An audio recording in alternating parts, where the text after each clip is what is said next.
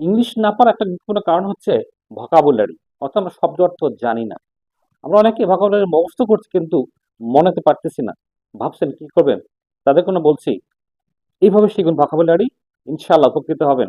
আর English শেখার ভয়টাকে জয় করতে পারবেন। তো দেখুন, here, hair, here, hair, hair, hair. শুনতে একরকম হলো, ওয়ার্ডগুলির ভিন্নতা আছে অর্থে। প্রথম দেখুন, হিয়ার, হিয়ার মানে হচ্ছে শোনা, অর্থাৎ আমরা যেটা বলি কান দিয়ে শোনা, এটা হচ্ছে hear. Can you hear me? Okay. Hare, এই হিয়ার মানে হচ্ছে খরগোশ, এবং হেয়ার মানে হচ্ছে উত্তরাধিকার। আবার এই হেয়ার, হেয়ার মানে হচ্ছে ভাড়া করা। আবার এই হেয়ার মানে হচ্ছে এখানে, কাম হিয়ার। I'm here. এবং এই হেয়ার মানে হচ্ছে চুল।